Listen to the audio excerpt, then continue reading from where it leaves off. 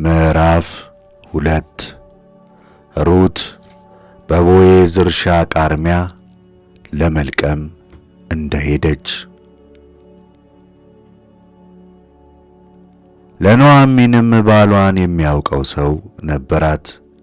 እርሱም ከአቤሜሌክ ዘመዶች ወገን የሆነ ጽኑ ኃያል ሰው ነበር። ስሙም ቦዔዝ ይባል ነበር። ሞዓባዊቱም ሩት ኑኃሚንን በፊቱ ሞገስ የማገኘውን ተከትዬ እህል እንድቃርም ወደ እርሻ ልሂድ አለቻት። እርሷም ልጄ ሆይ ሂጂ አለቻት። ሄደችም። ከአጫጆችም በኋላ በእርሻ ውስጥ ቃረመች። የአቤሜሌክ ወገን ወደ ነበረው ወደ ቦዔዝም እርሻ ደረሰች። እነሆ ቦዔዝ ከቤተልሔም መጣ። አጫጆችንም እግዚአብሔር ከእናንተ ጋር ይሁን አላቸው። እነርሱም እግዚአብሔር ይባርክህ ብለው መለሱለት።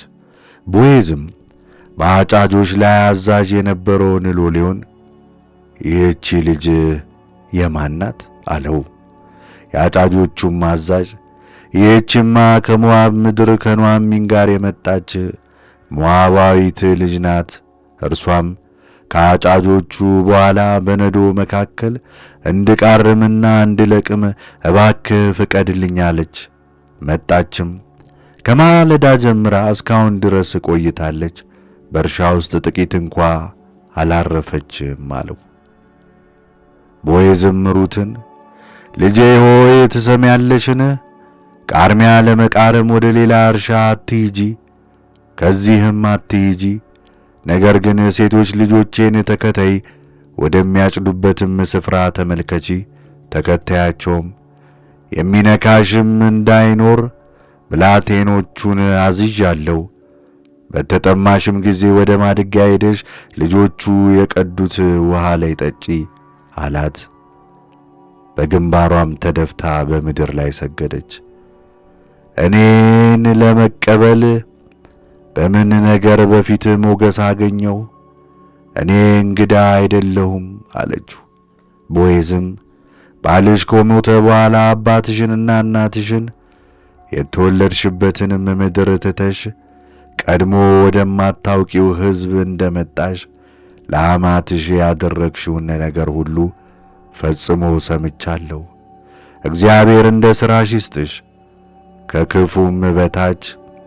ከክንፉም በታች መጠጊያ እንድታገኚ በመጣሽበት በእስራኤል አምላክ በእግዚአብሔር ዘንድ ደሞዝሽ ፍጹም ይሁን አላት። እርሷም ጌታዬ ሆይ ከባሪያዎች እንደ አንዲቱ ሳልሆን አጽናንተኸኛልና የባሪያህንም ልብ ደስ አሰኝተሃልና በዓይንህ ሞገስ ላግኝ አለችው። ቦዔዝም በምሳ ጊዜ ወደዚህ ቅረቢ፣ ምሳም ብዪ፣ እንጀራሽንም በሆምጣጤው አጥቅሺ አላት። በአጫጆቹም አጠገብ ተቀመጠች። ቦዔዝም የተጠበሰ እሸትን ሰጣት።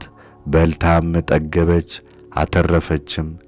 ደግሞም ልትቃርም በተነሳች ጊዜ ቦዔዝ ብላቴኖቹን በነዶ መካከል ትቃርም፣ እናንተም አትከልክሏት፣ ደግሞም የሰበሰበችውን ተሸከሙላት፣ ቃርሚያም ተውላት፣ እርሷም ትብላ ትቃርም፣ አትገስጿትም ብሎ አዘዛቸው።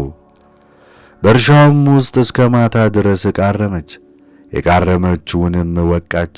ገብሱም 1 የኢፍ መስፈሪያ ያህል ሆነ። ተሸክማውም ወደ ከተማ ገባች። አማቷም የቃረመችውን አየች። ከጠገበችም በኋላ የተረፋትን አውጥታ ሰጠቻት። አማቷም ዛሬ ወዴት ቃረምሽ? ወዴትስ ሠራሽ? የተቀበለሽ የተባረከ ይሁን አለቻት። ሩትም የዛሬ የሠራሁበት ሰው ስም ቦዔዝ ይባላል ብላ በማን ዘንድ እንደ ሠራች ለአማቷ ነገረቻት። ኑኃሚንም ምራቷን ቸርነቱን በሕያዋን በሙታን ላይ አልተወምና በእግዚአብሔር የተባረከ ይሁን አለቻት። ኑኃሚንም ደግሞ ይህ ሰው የቅርብ ዘመዳችን ነው፣ እርሱም ሊቤዡን ከሚችሉት አንዱ ነው አለቻት። ሞዓባዊቱ ሩትም ደግሞ መከሬን እስኪጨርሱ ድረስ ልጆቼን ተከተይ አለኝ አለቻት። ኑኃሚንም ምራቷን ሩትን ልጄ ሆይ ከሴቶች ልጆቹ ጋር ብትወጪ በሌላም እርሻ ባያገኙሽ መልካም ነው አለቻት። ሩትም የገብሱና የስንዴው መከር እስኪጨረስ ድረስ ልትቃርም የቦዔዝን ሴቶች ልጆች ተከተለች፣ ከአማቷም ጋር ተቀመጠች።